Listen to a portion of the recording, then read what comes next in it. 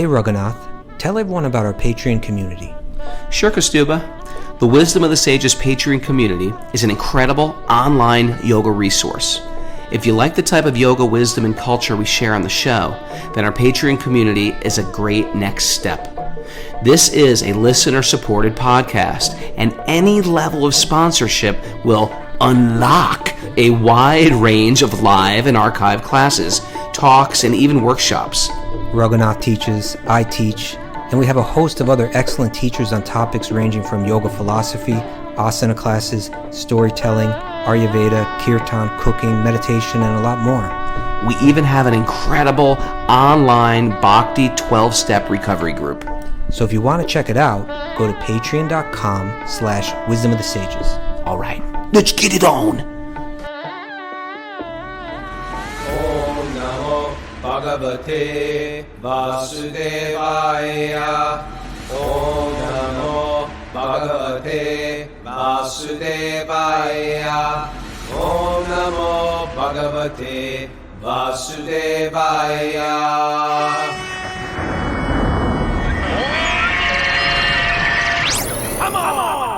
Live from sunny Pittsburgh, Pennsylvania, this is Wisdom of the Sages, a daily yoga podcast with your host, Raghunath, and co-host and senior educator at the Bhakti Center in New York, Kaustubha. Welcome to the show. Welcome to Sleep In Saturday, and welcome to Q&A Day. Today's the day. All the people write in questions from the week. If you're new to the show, if you're listening from Facebook, we do the study of a sacred literature called the Srimad Bhagavatam every morning at 5 a.m. Eastern Time. You're welcome to join us. If you want to join us live, it's actually more fun. It's more fun than what you're doing right now if you're listening on Apple Podcasts or something. Why? Because we see each other, we interact with each other, we write each other secret notes and don't tell each other about that. I'm doing that the whole show. Kaustubha's looking at me. He's like, what is he doing? Why isn't he looking at me? Because I'm writing secret notes. That's why. So anyway, if you'd like to join our Zoom group, you need the secret codes to write the secret notes. So you got to email Mara, wisdomofthesages108@gmail.com. And you can also write her, if you have a question for Q&A Day, wisdomofthesages108@gmail.com. She keeps a very thorough list of the questions, keeps them in a particular order, throws out the ones she feels are nonsense, and then just kidding, she didn't do that. And then we read them off on Saturday. Kaustubha, how's your mic working today? I think we're okay now. Weird stuff happening today, but I'm back. You got a ghost in the machine. Oh, hang on just 1 second. I'll be with you in just 1 second. I think Sure. We got a special guest today. Ganesham Prabhu is here. Ganesham, welcome to the show. Thank you. He is. We bring him. He's a chaplain. What was the hospital you were in New York where you were a chaplain? New York Presbyterian Hospital. Yeah, and he deals with people who are like hospice. Correct me if I'm way off base here. Hospice, people like that maybe leaving their body, and he coaches them. I guess that's the way you would say it in the modern world. You coach them. Everybody's a coach. Coaching them through leaving their body. That's a whole type of ministering that's like ancient, a necessity. And due to his long time in the ashram, I asked, well, what was your education for this? He goes, I lived in an ashram for years. And truthfully, we deal with death and leaving the body and the importance of our mindset. And so Ganesham is incredibly qualified. So we brought him on the show today to answer some questions as well, because he's a deep well of information. Welcome. And Mara, do you have any announcements? There's a Bhakti recovery group meeting today at 9:30 after our show. And Nityananda Chandra's Gita Shloka study group is also meeting today. Okay, so Patreon members, this is a community-sponsored podcast. If you like what we're doing, throw in a buck, throw in a quid, throw in a pound. I guess that's a quid. Throw in a euro, whatever you can. You make a monthly donation. You enter an even more secret chamber where we have a Bhakti recovery group. We have Shloka studies. And I've been on a Sweet Baby Krishna marathon, Mara. Mara's been there with me, 8:30 in the evening. We've been doing that. I'm going to take the weekend off if it's okay with you guys, but I'll be back Monday for Sweet Baby Krishna. Really fun classes, and we've been getting good numbers of people. And then, of course, all that stuff is recorded, so you can always go back if you miss it. A lot of the Europeans, they miss the Sweet Baby Krishna. It's too late for them, except a couple of extremists. They stay up late. And you can just listen to the playback later on Patreon. So we're going to start off today with our Q&As. Kaustubha, are you ready to roll? I think I am. I hope so. Okay. It's okay. Whenever you have technical problems, the thing that goes through my head immediately is, thank God it's not me. I take no offense. Your stuff can be as screwed up as possible. I'm just glad it's not me. Okay, so we're going to start off asking Ganesham a question we thought was very relevant. Mm-hmm. And it's from Rula via email. A close family member is losing her husband to cancer. He's dying slowly, and she can't accept the idea of losing him. Who would, and no one wants to admit death. Who would? And no one wants to admit death. Yet I'm trying to slowly advise them to spend their last days focusing on good memories with their little boy. It's hard to put words to her that are not going to hurt her feelings. What would our wisdom literature or wisdom say about this? Chanting the Maha Mantra for them as committed Christians might not be easy. Please advise. I would love to hear your insight as the days are passing by too quickly for him. I'm just worried she won't have good last memories. That's a great question. Ganesham, can you shed some light? Yeah, it's a wonderful question because basically she's asked, there's a desire to serve here, to serve a loved one. And that's like, that's the heart of bhakti, is right, just to have that question and to live in that question and that prayer. How can I serve here?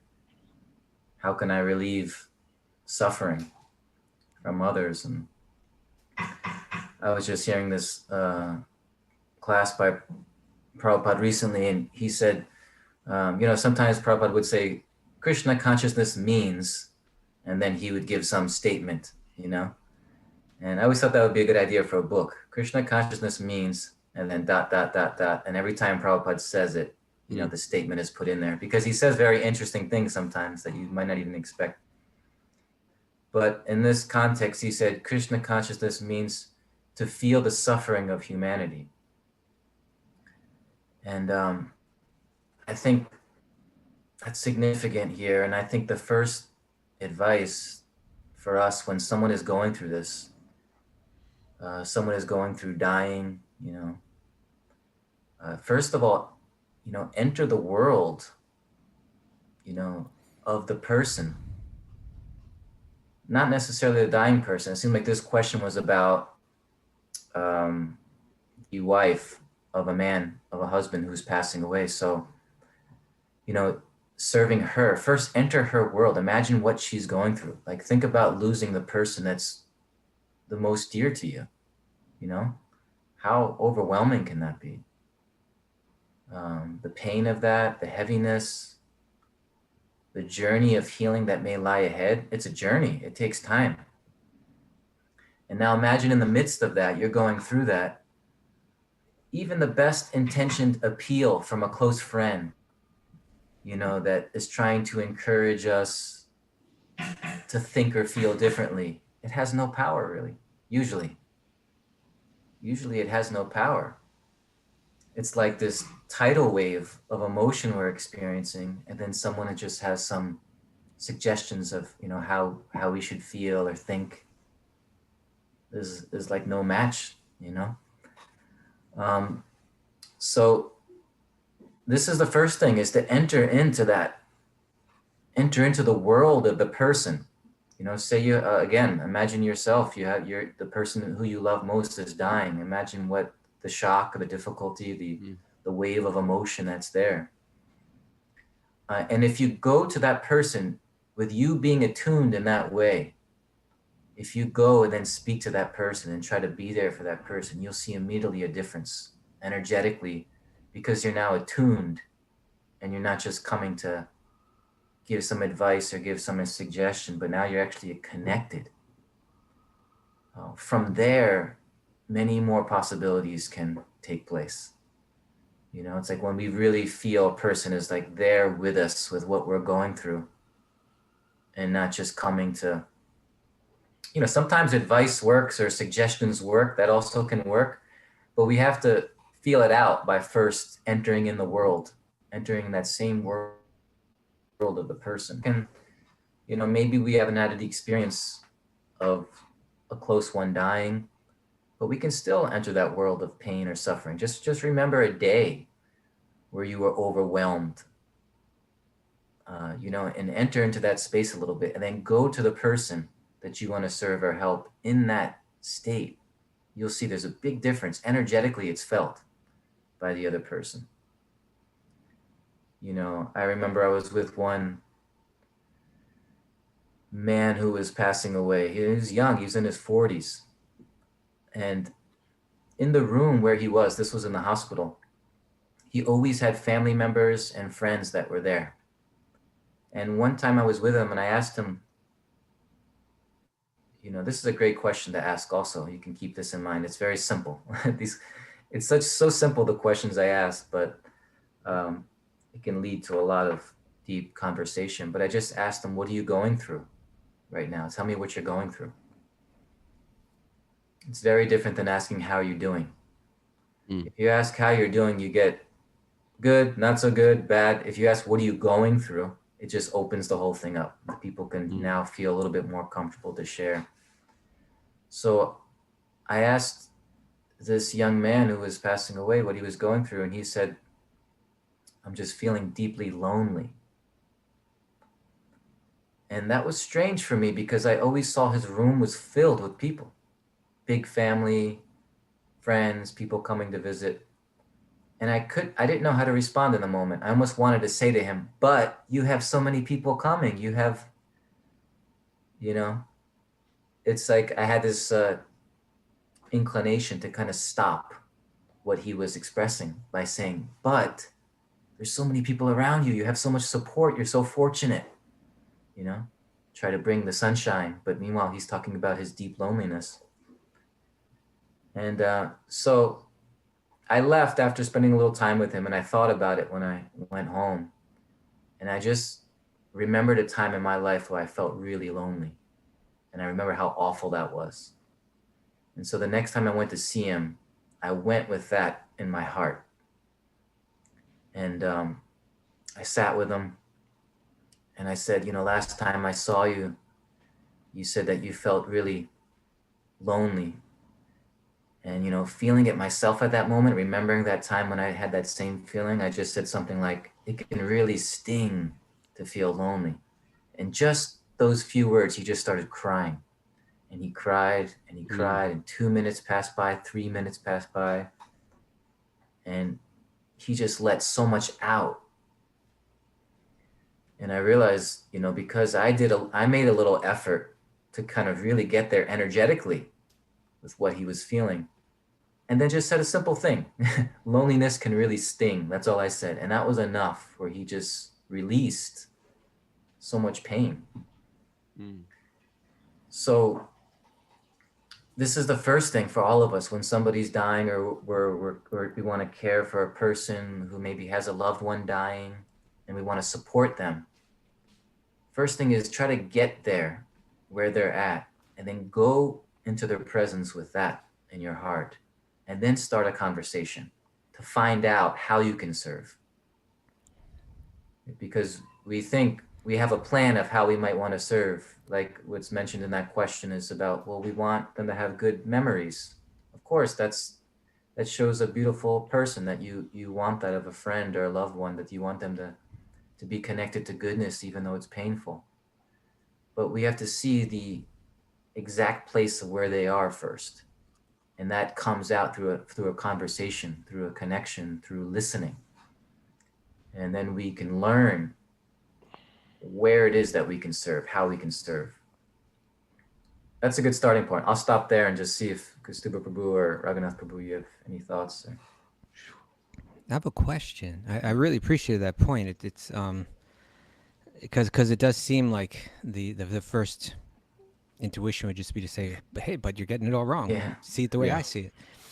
But at the same time, what I'm feeling in this person's question is a sense of responsibility and a last chance to do it, right? Like, in other words, this person's going to pass away, and then it's all going to be too late.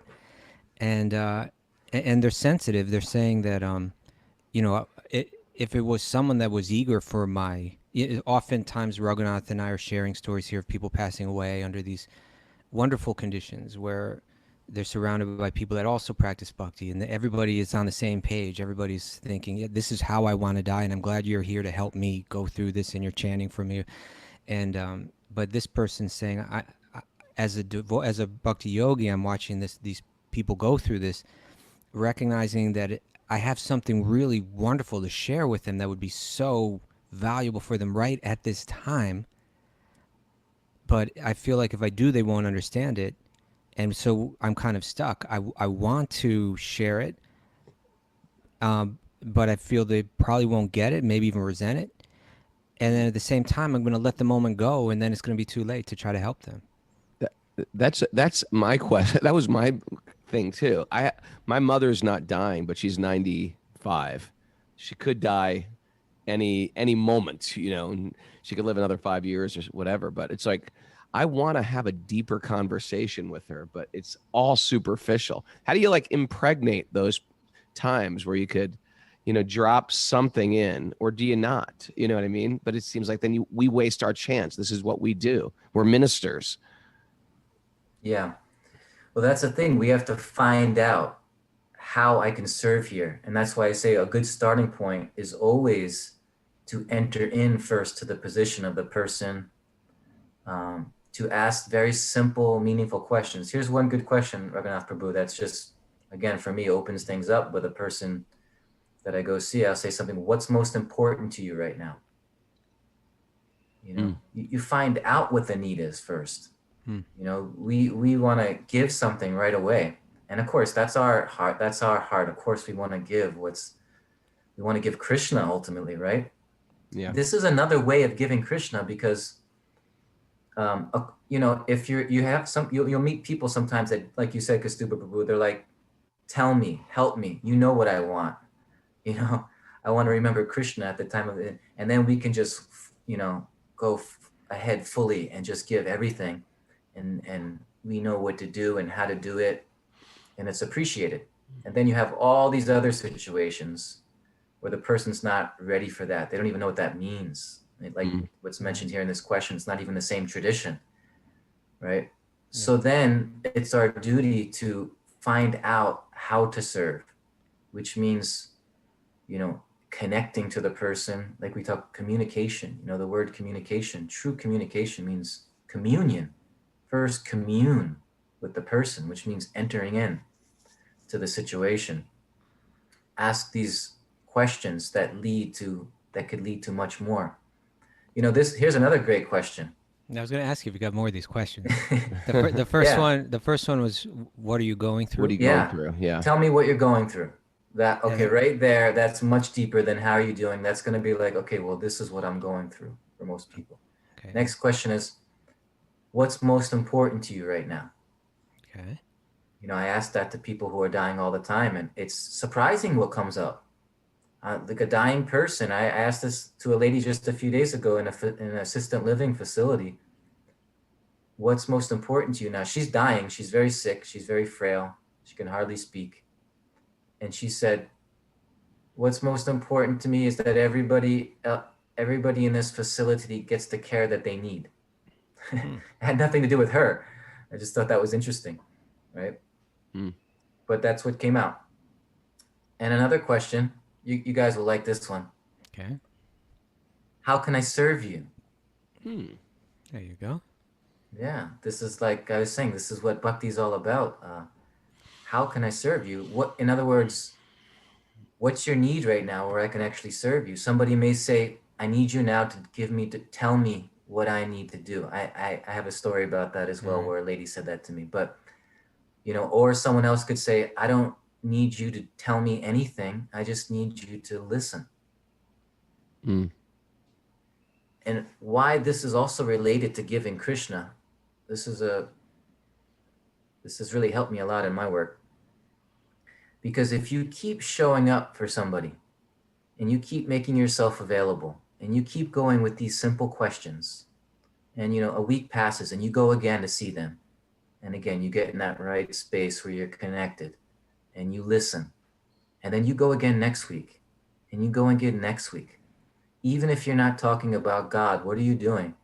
You're actually starting to have this, you're starting to give this person faith in goodness, faith in love, faith in God even. You may not use those words, but if a person shows up at the time of death again and again because they care, it's kind of, it turns something sometimes in In someone's other, heart where they're a, starting to have faith in goodness, that it actually exists. a lot of people are in a state of cynicism at that point. Yeah, absolutely. Or, sometimes people, when someone's dying, people withdraw because it's uncomfortable.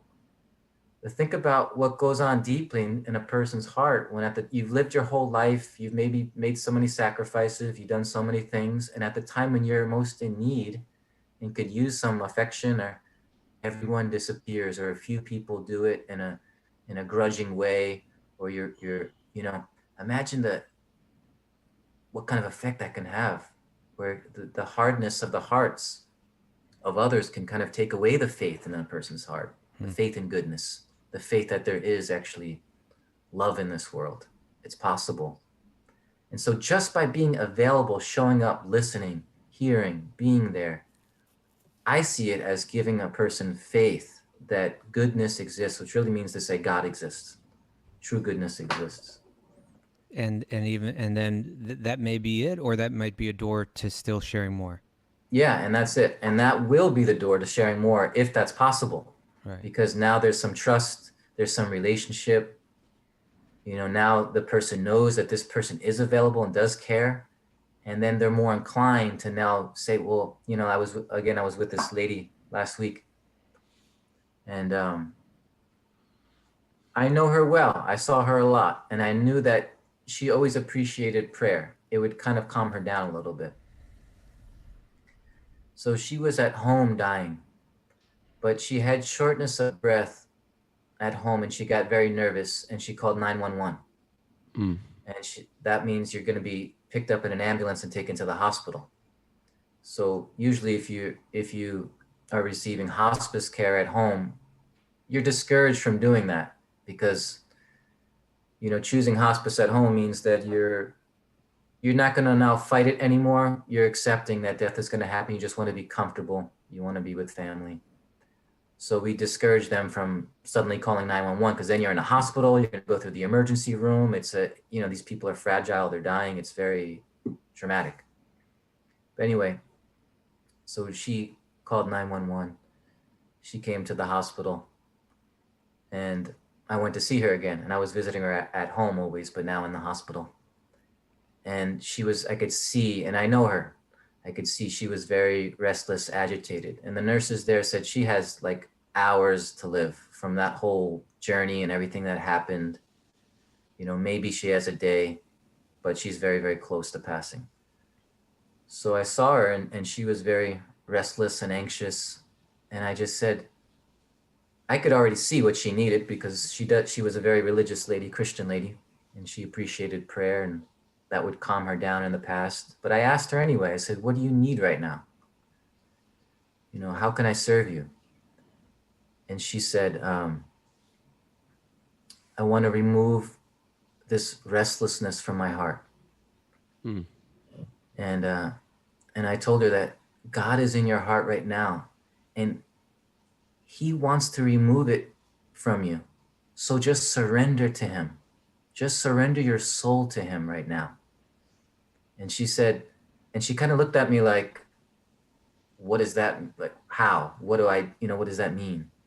And I said, just say a prayer to God. Just offer him your soul. I remember also, Jesus, when he was on the cross, there's this whole, at the very, very end, he kind of says something like that. He said, now I give my spirit back to you, to the Father.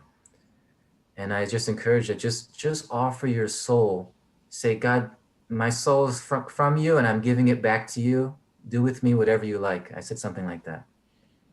And then she got it, she started to she closed her eyes and she started to nod like, yes. And then I saw tears coming from her eyes. And she got very still. She was very anxious. I can see from what had just happened. She became very still and quiet. and it seemed like she had just kind of fallen asleep. And so I just sat with her, just stayed there, by her side. I think I was just speaking a little bit more to her, just consoling her. And then after a little while, the nurse came into the room, and she was attending to this patient, and she said, she just died. She just left her body. Wow. She didn't say left her body, that's what we say, but she said she just died. Yeah.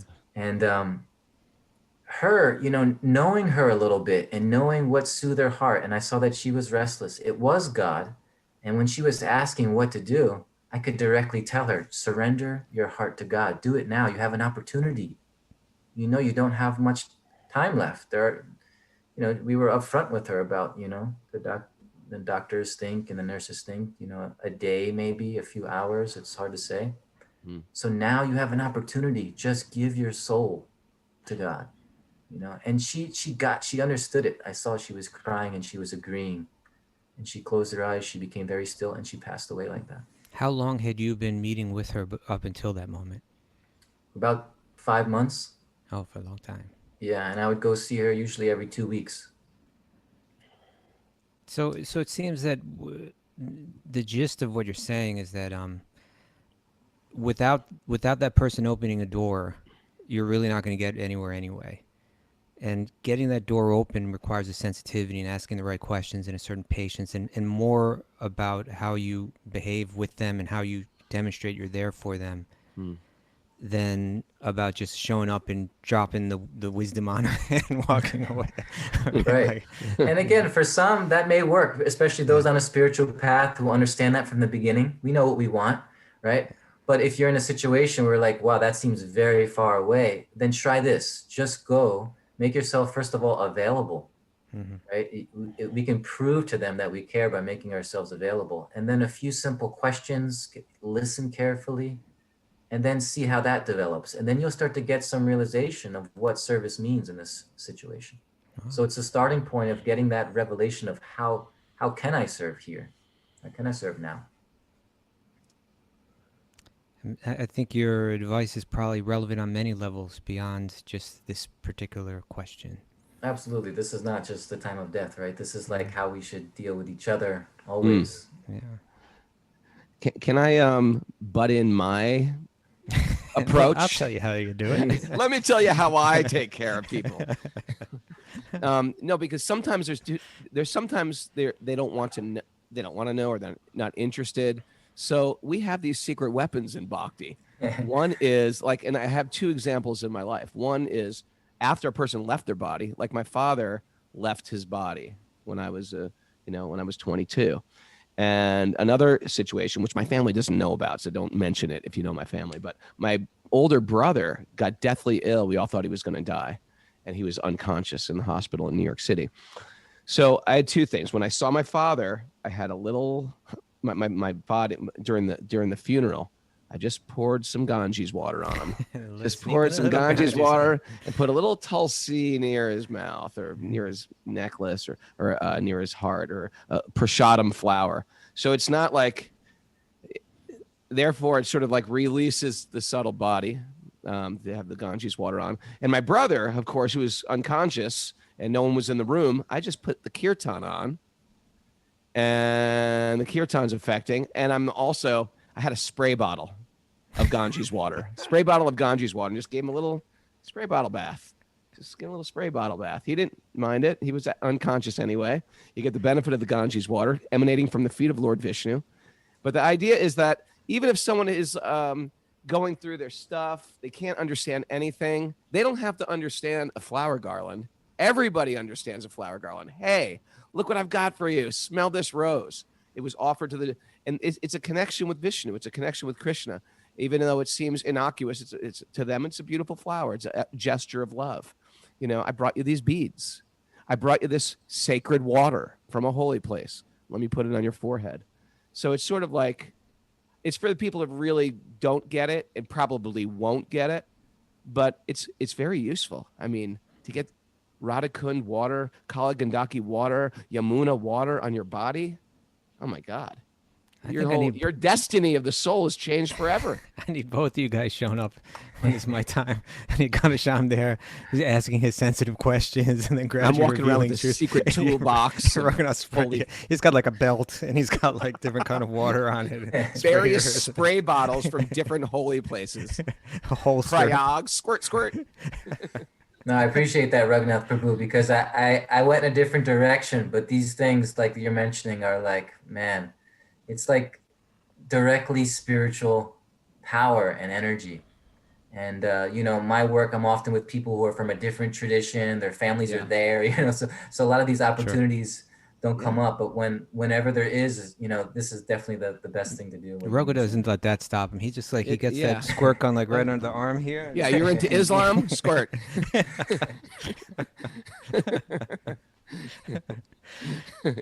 Shamji, thank you so Christian much for squirt. that answer. It's I felt it was really helpful for me, and I hope it was helpful for Rula. Yeah, and thanks, Ganesham. We love having you around. You're one of the talking heads we love to listen to. And you just go out, you give him some love, I'll give him a squirt, and we'll start a partnership. I'll squirt anybody. That's our talk. Grateful to join you guys again. Yeah, your original interview with us was right when you were serving at New York Presbyterian, right in the height of the whole first COVID wave, and people loved that interview so much. It was actually our first kind of like official interview that we. Yeah, you were our first interview. 88, number 88. Oh wow! Yeah. I remember it in my heart. So we should bring you back more often, especially for questions like this. We're going to be reaching out to you. Okay. Yeah, grateful. Thank you, Prabhu. Thank you, Prabhu. Thanks, Prabhu. Yeah, Kaustubha, just squirt. That's a great T-shirt right there. I'll squirt anyone. Okay. Well, we have someone that's looking for your help, maybe a squirt or maybe some advice in this case. You ready? Who's you got? This is coming from a person named Matt Brun. Matt Brun. Matt Brun. Brun or Brun? This came via email. wisdomthesages.com. Tell me. gmail.com. You ever notice in India when they answer the phone, they say, tell me. Tell me. Tell me. Tell me. Okay, tell me. Namaskar. Obeisances to Raghunath Kaustubha, Radhanath Swami, Prabhupada, and beyond. And beyond. My like question. This is a person, this Matt, he speaks in very concise, in a very concise, terse way. My question, how do I stop lying to myself? That's it. You're a la la la la la. You're a la la la la la. Tell me why you got to lie? Right, Sex Pistols. Remember that? I remember that one. I do. Okay, you liar, Matt. No, this is part of our uncovering of the real self. This is the goal of yoga. Atmajnana means I connect with my real self, my false self, my presenter self, what I've been presenting to the world, my bravado, my persona. Is in one sense, it's a lie. And there's always a fear with that lie, an anxiety wrapped with that lie that I'm going to be found out, right? So there are classic, the yoga system deals with this great question. There's certain things that are definitively create us into being liars. By the way, we also have this Bhakti recovery group, and in the Bhakti community, the idea is that instead of having a public persona and a private persona, that duplicity has to be crushed. And we do that by sharing. We share with people whom we trust. We don't just share it with anybody. Like, I'm not going to go on the show and say, I'm suffering. Find somebody that you feel I can be vulnerable with this person. For me, it's Kaustubha. No. Yeah.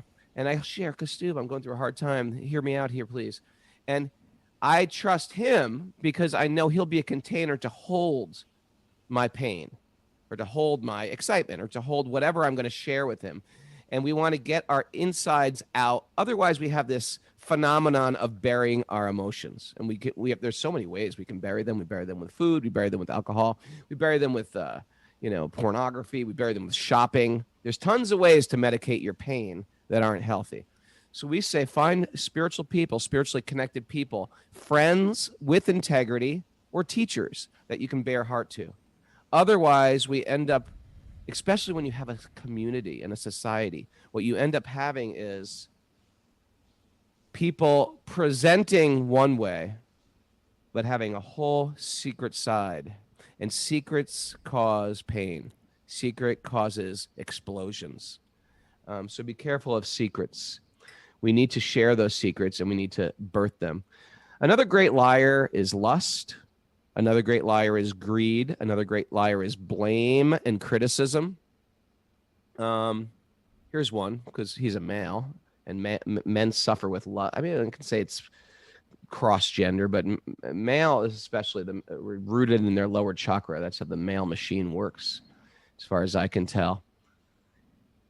Here's one way to deal with lust. Go through your Instagram account and unfollow every attractive person that the only reason why you're following them is because you're attractive. You're attracted to them. Unfollow them immediately. Unless you want to marry them, unless you have some great intention for them, unfollow them immediately. Because lust makes you act like a liar in so many ways. Be straightforward with people. Don't flirt with people all the time. Be responsible. Be dharmic. Find someone you want to care about and love them. And let go of everybody else in that regard. Care for them. And don't just follow the people you're attracted to. Unfollow them today, right now. Pull over your car and start unfollowing people. That's one thing. Another big one I was mentioning was blame. Take full responsibility for everything that you have. Stop blaming the world for your shortcomings.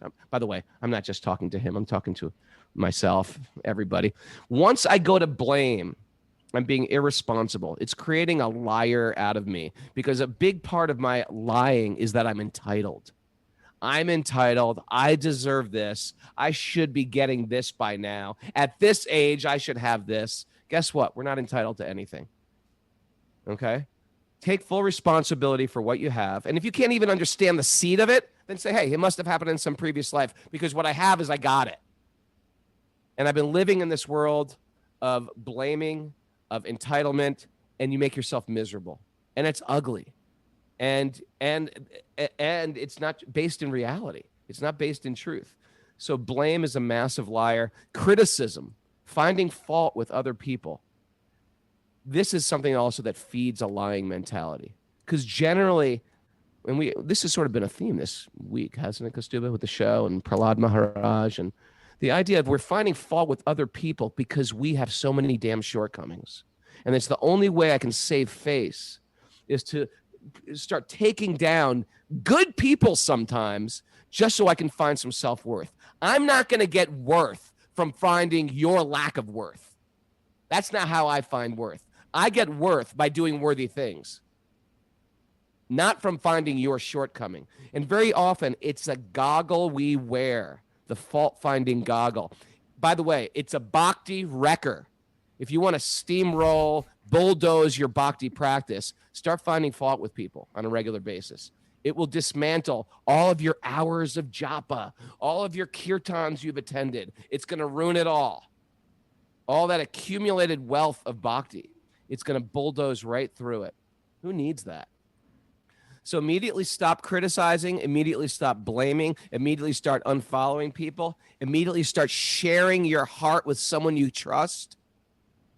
Bhakti Recovery Group is great for that. Immediately take full responsibility. And then, of course, act with integrity, act with dharma, live in dharma, live with that dharma. What do you think about that, Kaustubha? That was very thorough, Raghunath. Thank you. I'm inspired.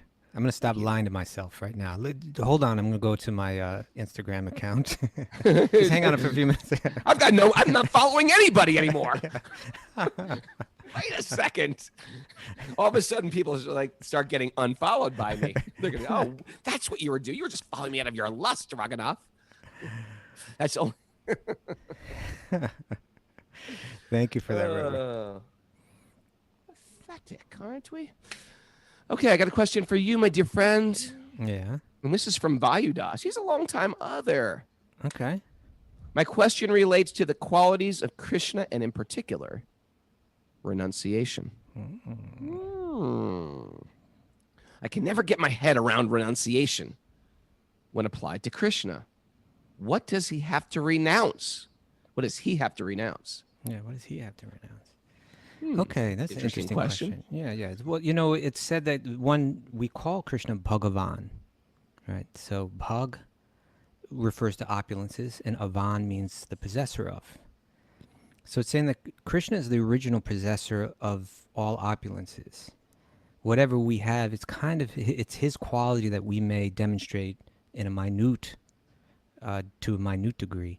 He owns it. He really, it's not only his property, but it's his very own energy. Right. And often those qualities are spoken of as six in particular: wealth, fame, strength, power, influence, beauty, and renunciation. Right. And he's saying, well, this one renunciation is just, generally, like, it sounds almost like the opposite of if I got all wealth, I've got all fame, and I've got all renunciation. Right. It's like, what's meant here by renunciation? And when we use that word, especially in spiritual circles, we generally think of it's like walking away from the things of this world, right? The renunciant is the person that leaves family behind, leaves the spouse behind, leaves the social roles behind, leaves the comforts of home behind, and they live very simply. But there's a tie, there's kind of a connection between renunciation, which really means I can let go of everything, and knowledge, right? There's a tie between, you can say, jnana, knowledge, and vairagya, which has to do with letting go of everything, renunciation. The idea here is that let's understand who Krishna is. That he, although this entire universe and unlimited universes come from him, and although it all operates by his power, under his influence, under his supervision, at the same time, we tend to be totally attached to every little thing, right? It's like the smallest little thing will send us for a loop. Someone says a word to us that's disturbing, it seems disrespectful, it's likely it's not even what we think it means. We interpret it another way, and we get rocked by it, What to speak of if someone, if a bill collector comes and takes our wealth, if a car thief comes and takes our possessions, if we can get rocked by the so-called big things in our lives, which are actually very tiny, minuscule things. We can get rocked by the even more minuscule things. We're rocked because we're attached and because we're out of touch with who we really are. Krishna's never out of touch. Krishna those weaknesses that we have due to our attachments, Krishna is totally aloof from. So while this world is spinning and spinning and spinning, and there's unlimited numbers of living entities here just going through the washing machine of the whole thing and getting rocked left and right, he's entirely stable because he's entirely renounced. There's nothing here that his complete deep satisfaction is tied to that will rock him. And so he's entirely steady, right? And we use the term Atmarama, that his his happiness is due to himself. It's within. It's not dependent on anything external, right? It's not dependent on anything that's going to change. He's perfectly situated, in one sense, entirely aloof from whatever is going on in the material realm. Right. Now, this is significant because the person that's got this kind of renunciation, right, the person that's not rocked by external things, the person, we were saying, what was it that we said yesterday, that our, did we say it was our attachments, they are our desires, that they affect our objectivity? We said that? We said something like that, right? Was I there yesterday? Was that it? I think it was our desires. Mara? Our You're smart. Our desires compromise our objectivity. Thank you. Okay, Our desires compromise our objectivity, right? And we also see in this world that we're constantly worried and have trouble with, like, people in positions of power that become corrupted, right? Because they are not renounced. That's why within the Varnashram system, or the traditional yogic social order, the people that were given the most respect and influence were the people that were the most renounced. right? Because they could speak truth without being compromised by their attachments, right? And we live in a world where, say, like you take our leaders, we see that they're compromised, right? And we get worried, who's funding them, who's funding their campaigns, and so on. Are they really speaking the truth? Are they really trying their best to help us? Or are they, because they're not renounced, have they become corrupted or compromised in some way? Krishna's beyond that corruption, right? And sometimes we think, well, why isn't he right down here in it, going through it with me, right?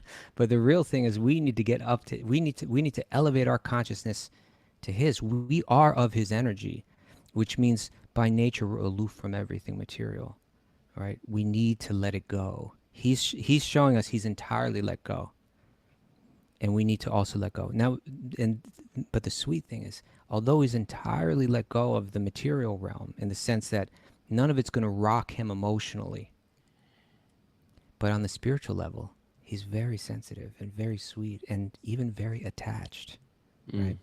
And so that's the beauty of his nature, right? We can look at, say, Lord Vishnu, which is one aspect of his being that is responsible for the material realm, and we can see that while everything we're going through, lifetime after lifetime of ups and downs, he's just asleep, or in a cosmic state of sleep, entirely untouched by it, entirely renounced from it, right?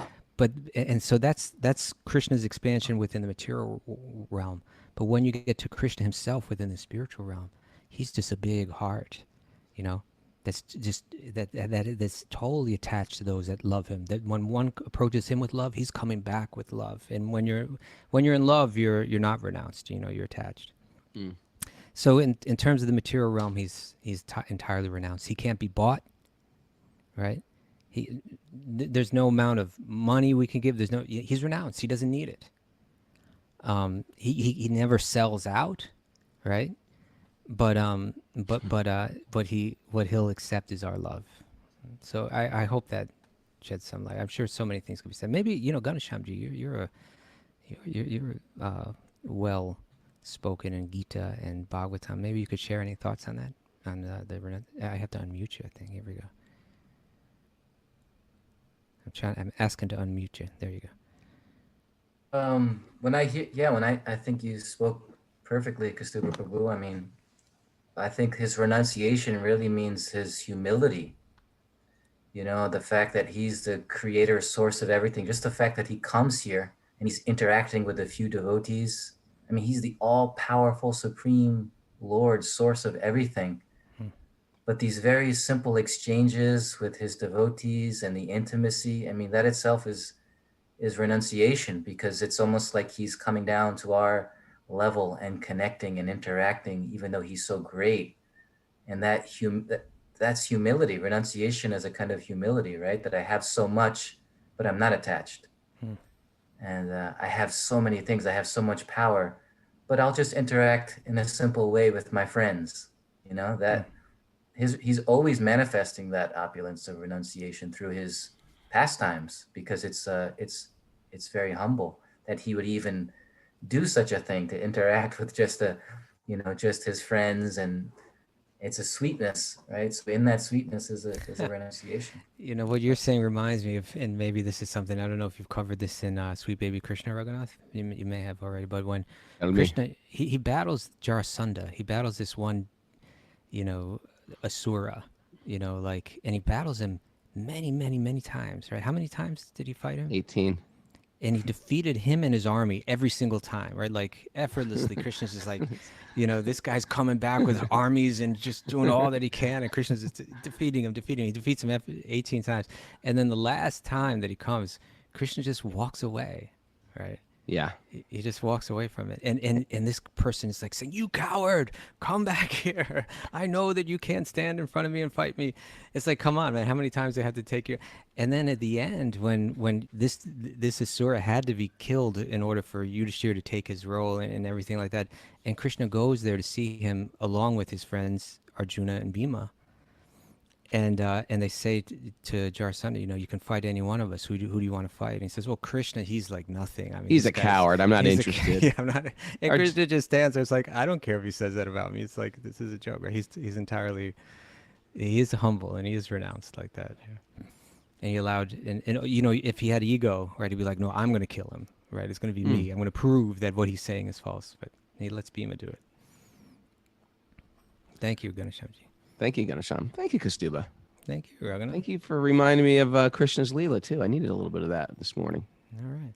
Now we got maybe about 5 more minutes. Could I ask you one more question? Yeah. Okay, this is coming from Corrine Krupp Karin Krupp. via email. And Corrine asks, I am new to japa meditation. I've practiced vipassana style meditation for 4 years.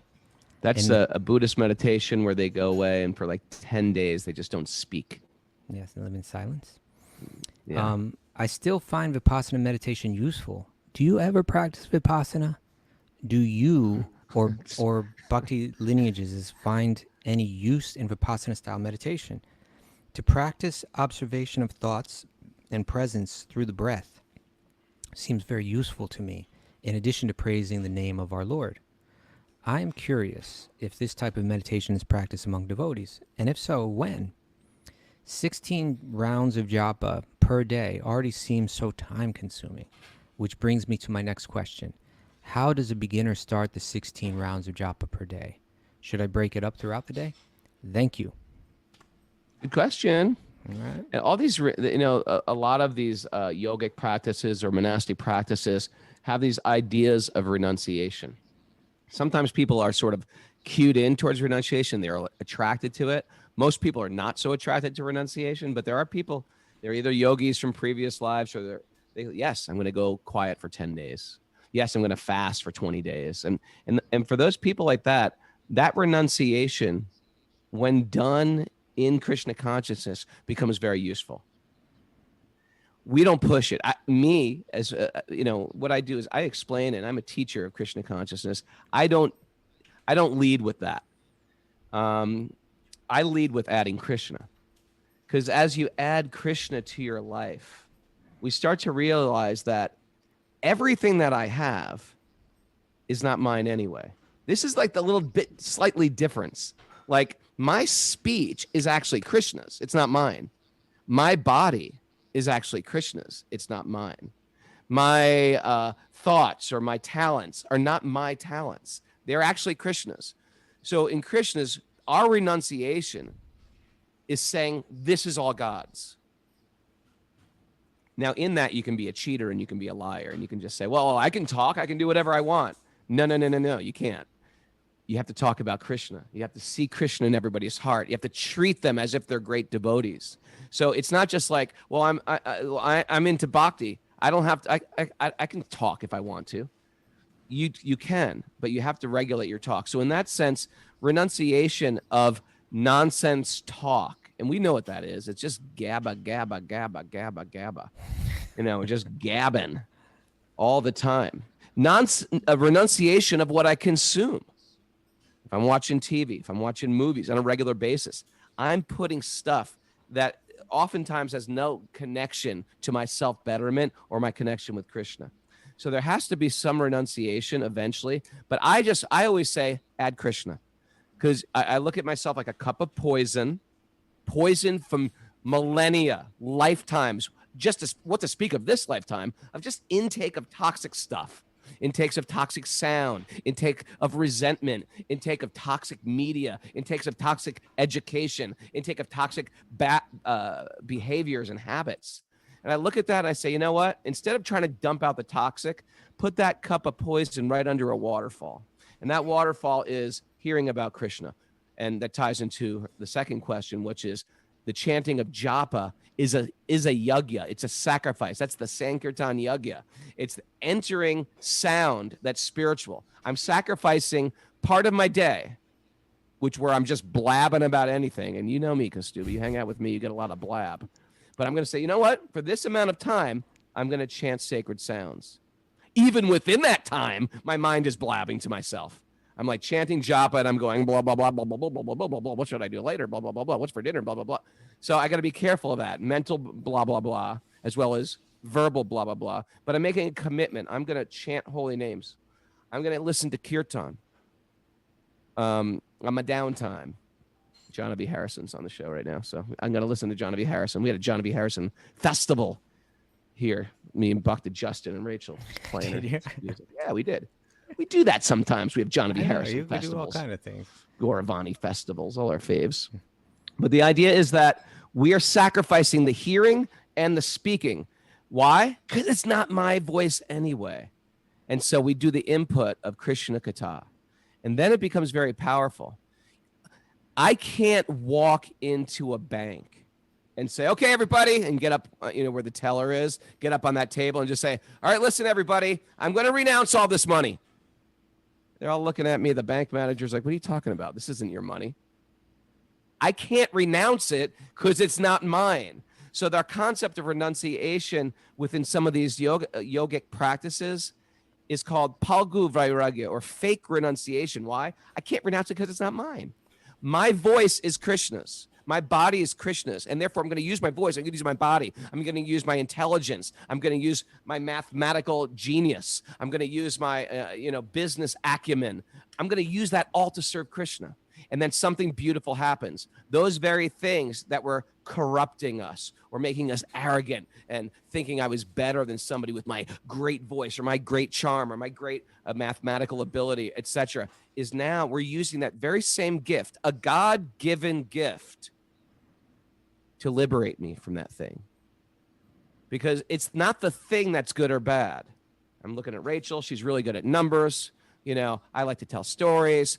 Justin's a good and great singer. All those things could ruin our lives because our ego is intimately wrapped up in it. Or you could offer them to Krishna, and then it liberates us. Then we love to talk. I'll talk all day. I'll go into that vipassana place and just talk their ears off. So I got to talk about Krishna.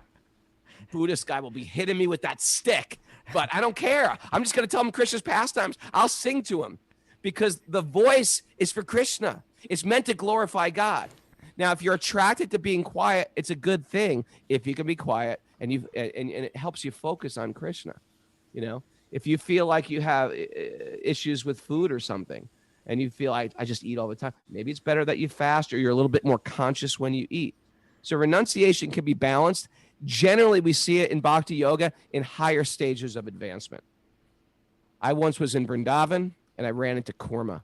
You know Kurma, the famous chef? From Australia. From Australia.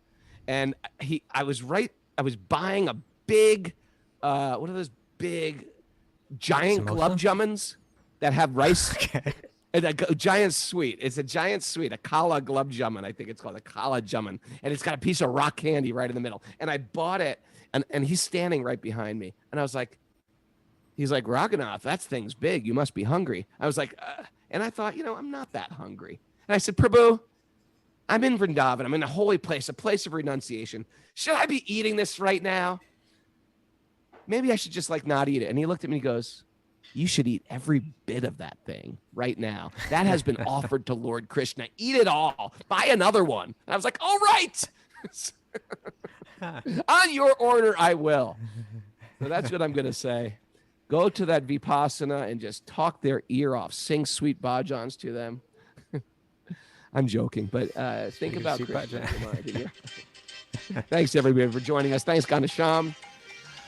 Oh, yes, another beautiful weekend. I'm glad to see our Italy retreat, I think, is officially sold out. Is there one spot left or something? Maybe one spot left, Ivy says. One spot left. Yeah, want to go to Italy? Left. If you've been on that picket fence, jump the fence. Come on. And let's see what else is going on. I'm in Pittsburgh today at Zeb Studio, Yoga Factory, 1 o'clock. Come on down if you're in the area. Tomorrow at Sangha Center. Me and Kaustubha are brainstorming the Wisdom of the Sages picnic in New York City.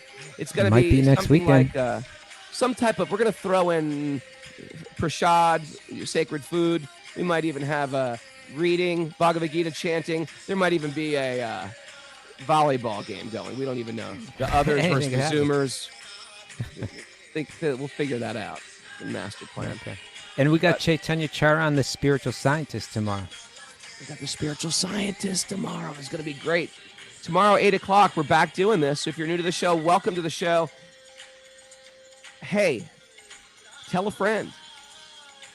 You I got thought any that was friends? Tell-a-Friend Friday. You do It's it Tell-a-Friend on Friday. Saturday We're going to make it Tell-a-Friend Saturday, too, because a lot of people do it. Okay. Tell-a-Friend Saturday today.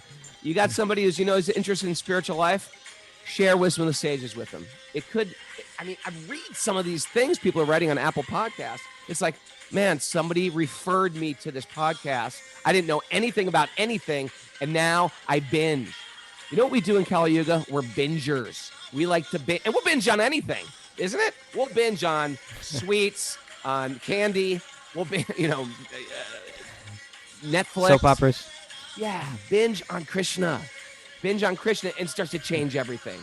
That's our message today. Binge on Krishna today. Have an incredible weekend. Have an incredible Saturday. Spend some time outside. Stop criticizing people. Love your enemies. And let's dance today. Thanks, everybody.